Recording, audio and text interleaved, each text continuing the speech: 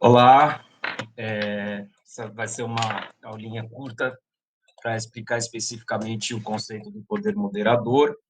Esse é um dispositivo político que fez parte da monarquia no Brasil, tá?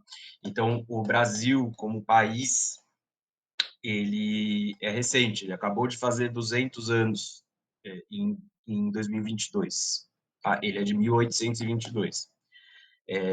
Ele O começo desse país, Brasil, foi uma monarquia, tá? Entre os anos de 1822 e 1889, o Brasil foi uma monarquia. Ela teve dois reis, essa monarquia, tá? Pedro I e Pedro II. Enquanto o Brasil foi uma monarquia, essa monarquia tinha um dispositivo político chamado poder moderador, e é isso que eu vou tentar explicar agora, tá? É, Para explicar o que é o poder moderador, você precisa entender como que é o esquema da separação entre poderes prevista no repertório político da Revolução Francesa, tá? Então, vamos lá. O que tem a ver Revolução Francesa com o Brasil monárquico, né? Revolução Francesa, 1789 a 1799. Essa é a Revolução Francesa, né? Revolução Francesa.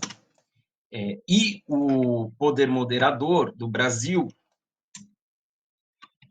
é de 1824. Então, assim, o que tem a ver uma coisa com a outra? É isso que eu vou tentar explicar para você, tá bom?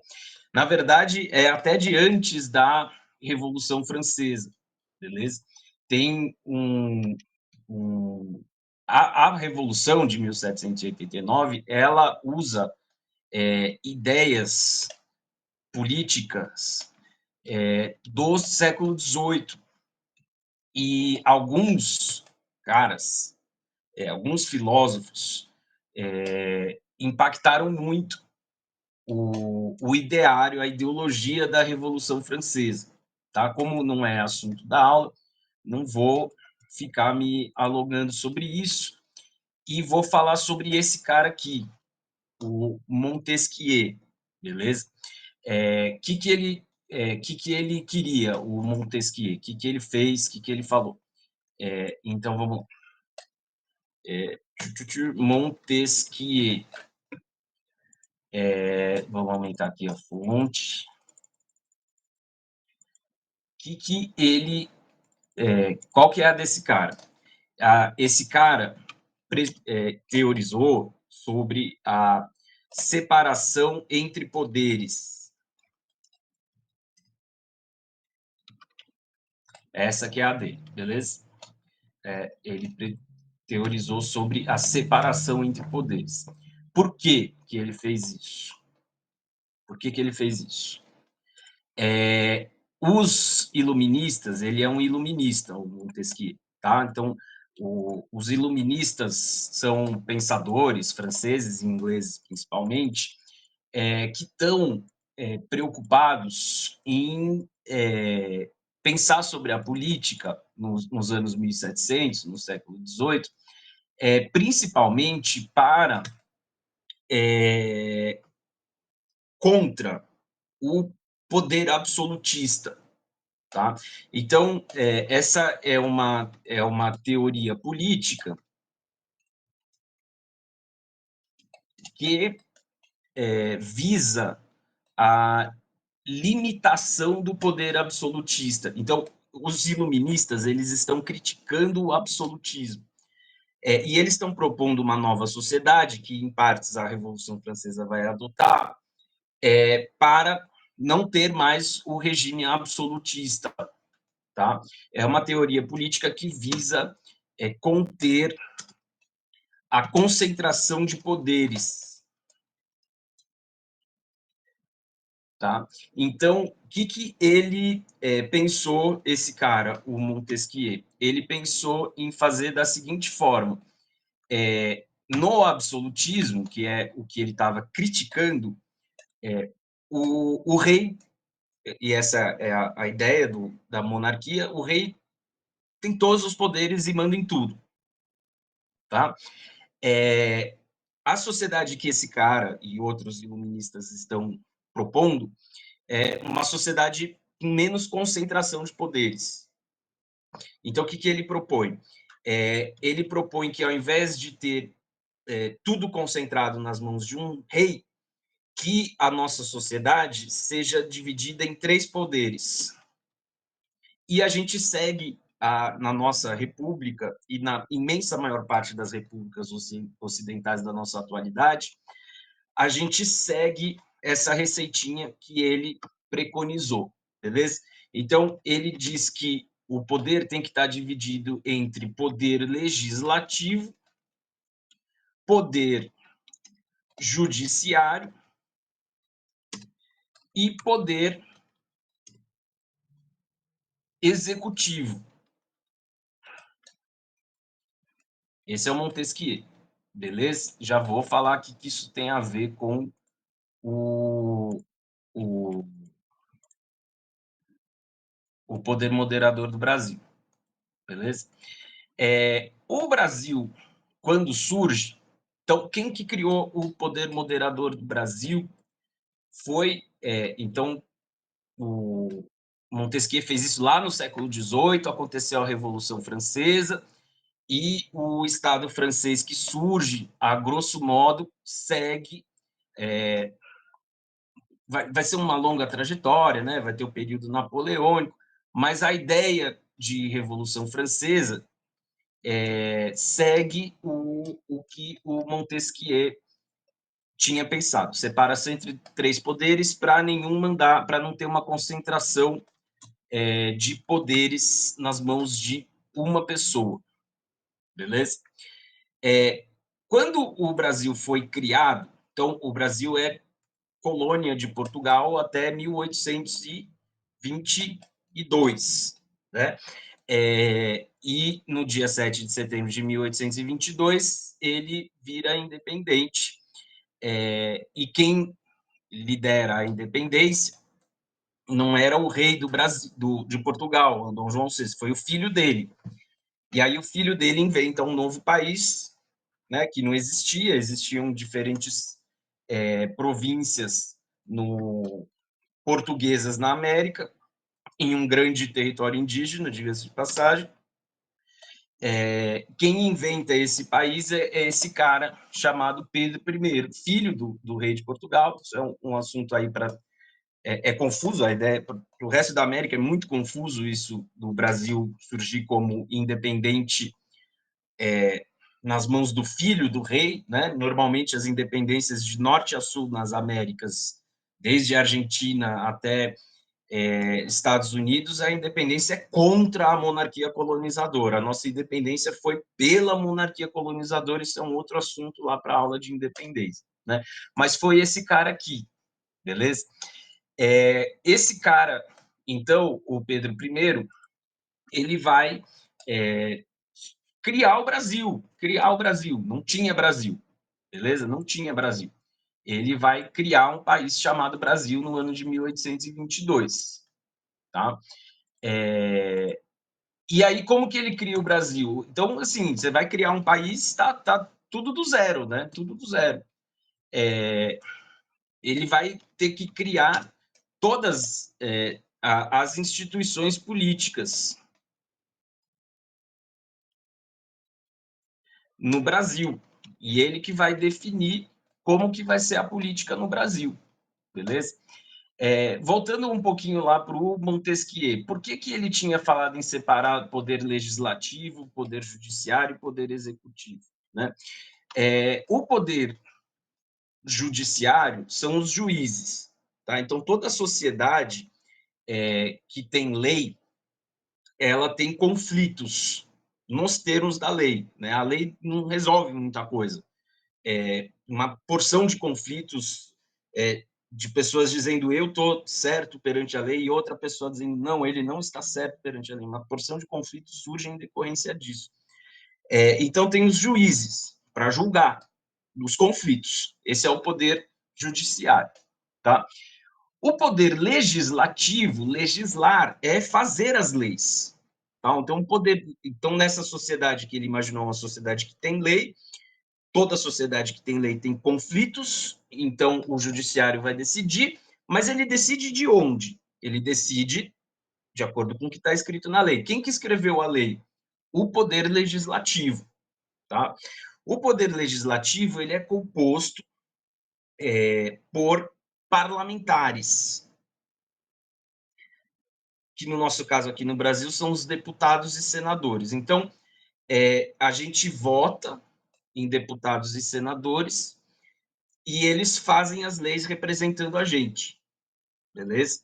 Então, esses caras fazem as leis, esses caras decidem os conflitos nos termos das leis, e o poder executivo, que pode ser um rei, no caso da Inglaterra, por exemplo, ela tem um rei, mas ele não concentra todos os poderes, não era absolutista a Inglaterra já em 1789, né? Ele tem um rei, mas tem um poder legislativo e um poder judiciário, ou seja, o rei não pode criar a própria lei e julgar a própria lei, né? Ele divide poderes com essas outras duas instâncias. Ou pode ser um presidente, se for uma república.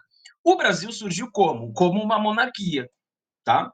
Então, ele vai surgir como uma monarquia, ele tem um rei. O poder executivo é o rei, beleza? É, esse cara aqui, a primeira coisa que ele faz, então, assim, o que tem a ver o Pedro I com a Revolução Francesa? Vou colocar aqui o reinado de Pedro I, que vai de 1822 a 1831.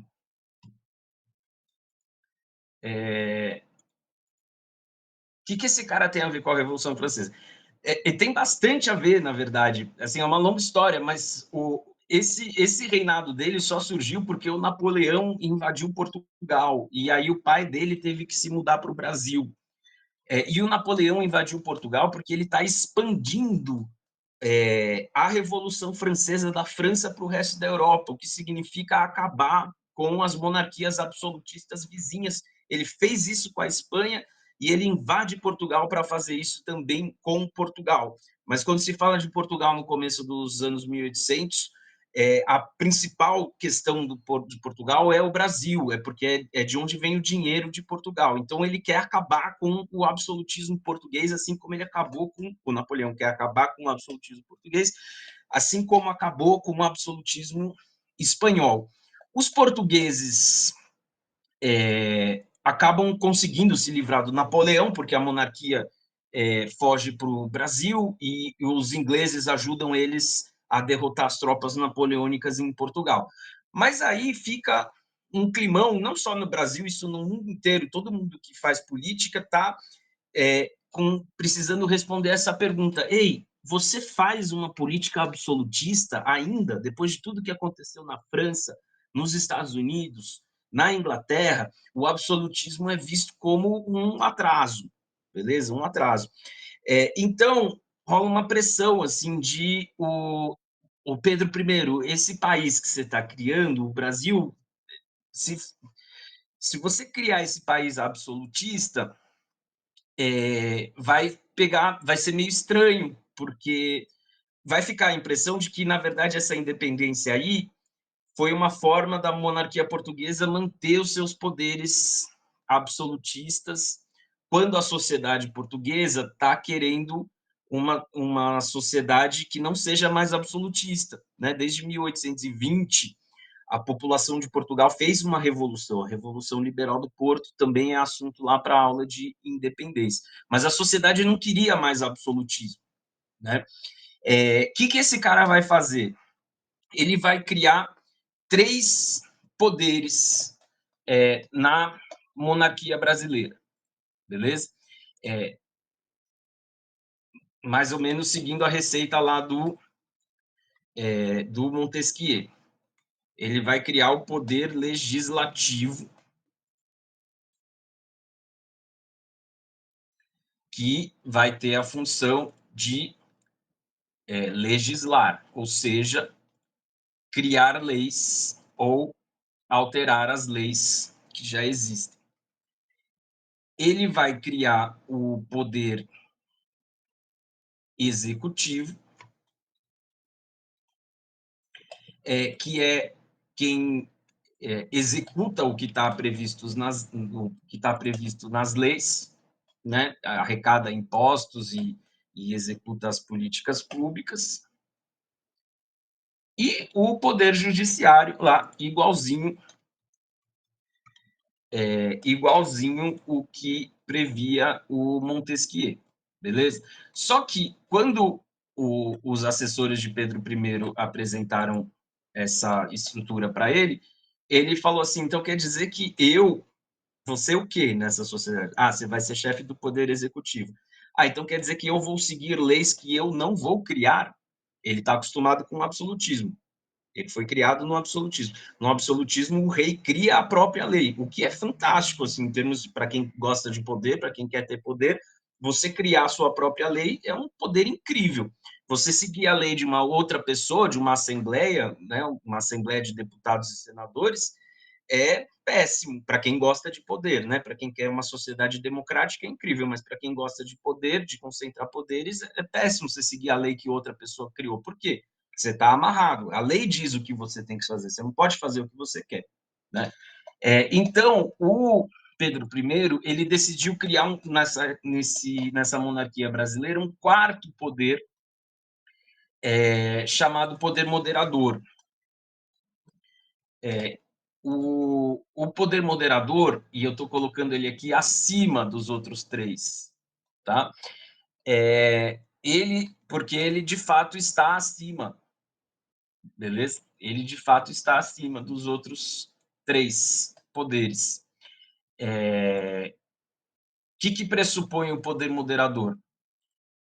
O poder moderador pressupõe que o primeiro, antes de mais nada, quem é o poder moderador? Tá? É o rei. Então, ele criou esse poder para ele mesmo, beleza?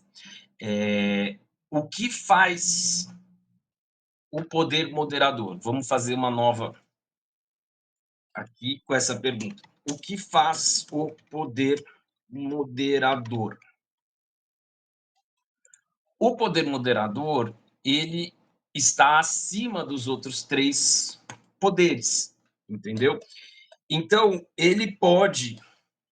Então, antes de mais nada, é importante que isso seja bem entendido. Ele está acima dos poderes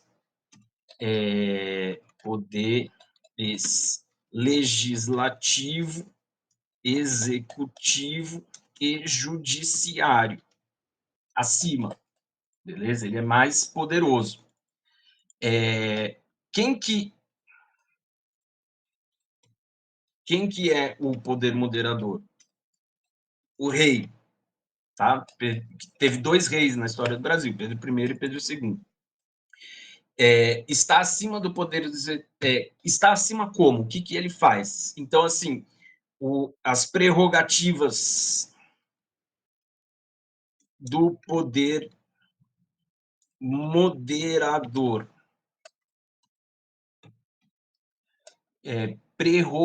prerrogativas do poder moderador. O que é uma prerrogativa? Prerrogativa é o que o rei pode fazer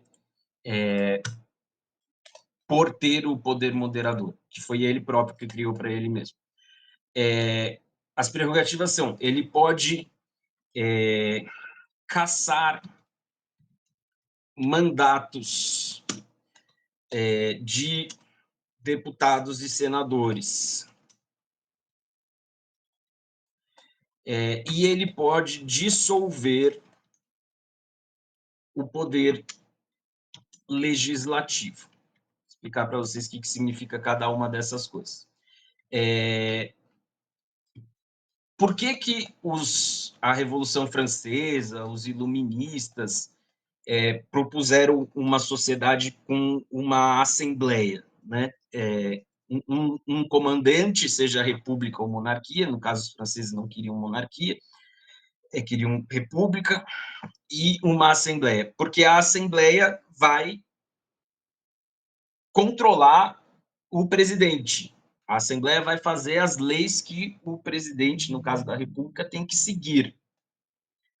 Então, isso dá à sociedade que elege a Assembleia, por meio da eleição para deputados e senadores, dá à sociedade um poder, tira do rei e dá para a sociedade esse poder por meio dessa representação. Né? Que o Pedro I faz? Ele se permite caçar mandatos, ou seja, se na Assembleia um deputado falar uma coisa que o rei não gosta, ele pode caçar o mandato desse deputado.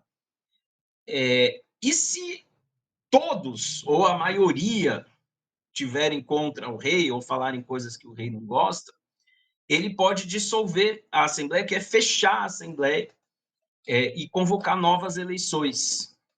Tá? Ou seja, dissolver, fechar o parlamento, fechar a Assembleia. O que isso significa na prática? O que isso significa na prática? Na prática, isso significa que o poder do rei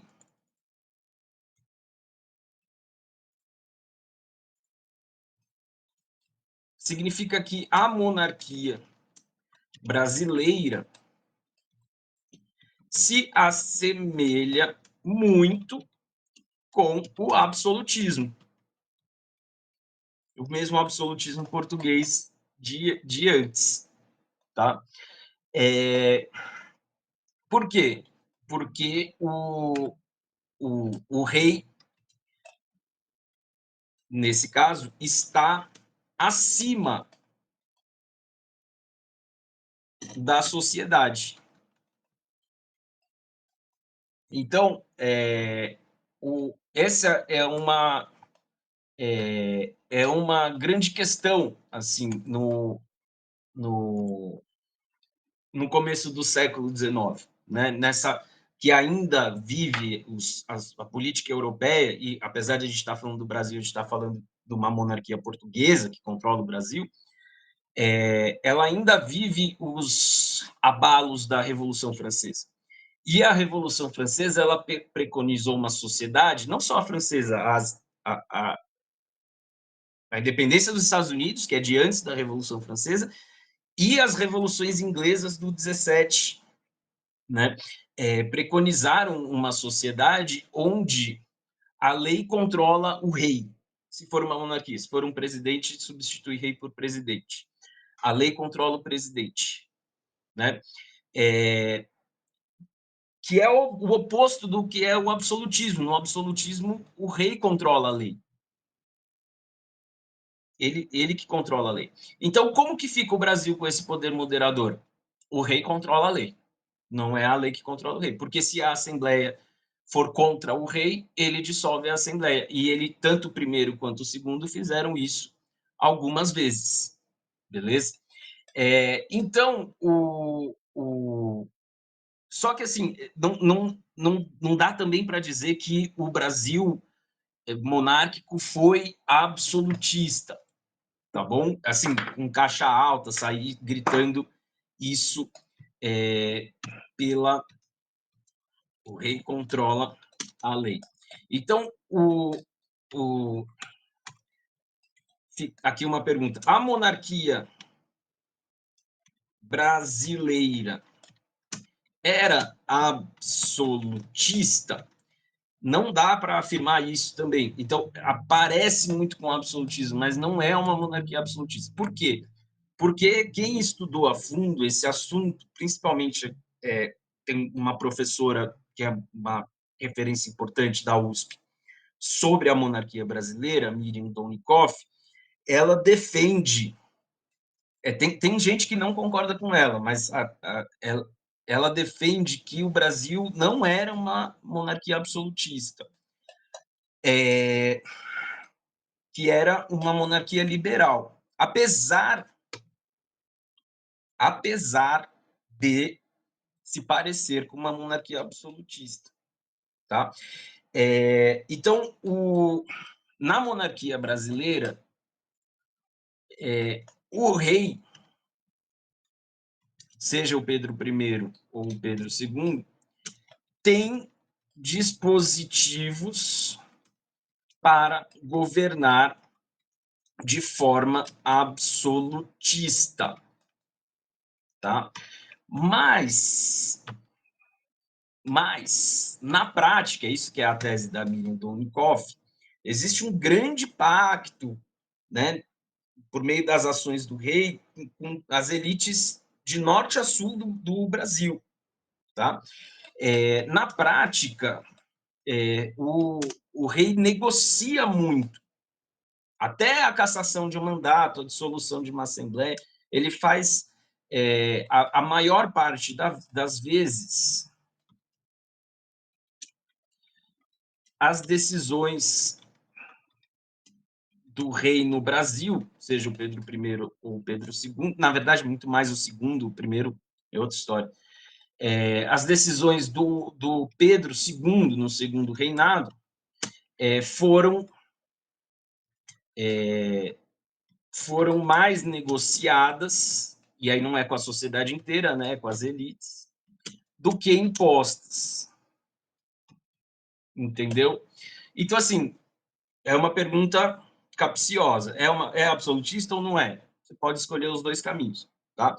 Ele tem os mecanismos do poder absolutista, mas quem estudou a fundo esse assunto defende que não é absolutista porque é muito negociado o uso do poder do rei.